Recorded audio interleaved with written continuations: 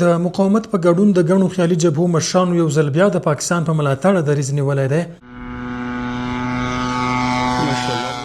افغان هوایي ځواک وړمه شپه د خیبر پښتونخوا او د بلوچستان په ځینو سیمو کې د داعش ډلې او د پاکستان له ملاتړه برخمنو اربکیانو پر مشت ځایونو دقیق بریدونه ترسره او درنه مرژوبله یې ورواړوله. دغه بریدونه د افغانستان د مشروع دفاع پر اساس په کور دننه او بهر له پراخ هرکلي سره مخ شول، خو د مقاومت او د نورو تش په نوم خیالي جبهو مشرانو د پاکستان پر ننګ دریځ ونیو او یاد بریدونه یې وغندله.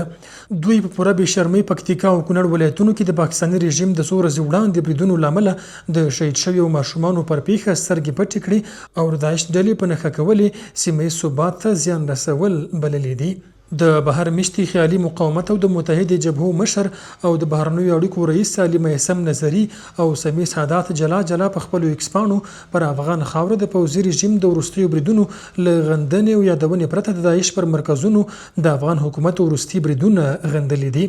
دوی په خپلو لیکنو کې خیبر پښتونخوا او بلوچستان د پاکستان خاوره بللې او پر دې سربیرې په غیر مستقیم ډول د پاکستاني رژیم روایات تقویه کړي دي. په ورته مهال د یادو خیالي جبهو مشران نه یوازې د عام افغانانو له لوري ورټل شول، بلکې د دوی د خپل صف ملګرو هم په ښکاره ډول د عیسی د غلامۍ او د پیسو د قدرت د ترلاسه کولو په بدل کې د هیواد او خاورې پر پلورنې تورن کړله.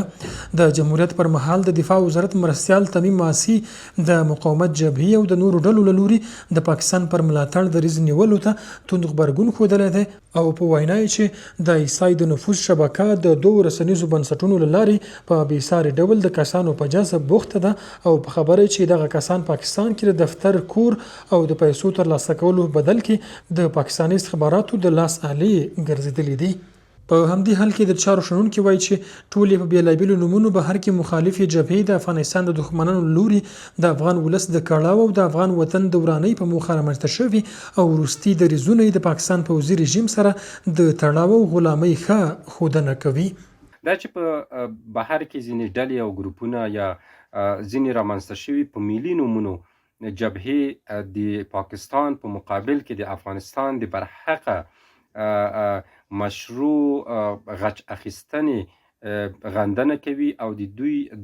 د افغانانو دغه مشروع حق دوی تر پوښتنې لاندې راولي. دا نه یوازې دا چې د افغانستان د ملي منافعو په خلاف ده، بلکې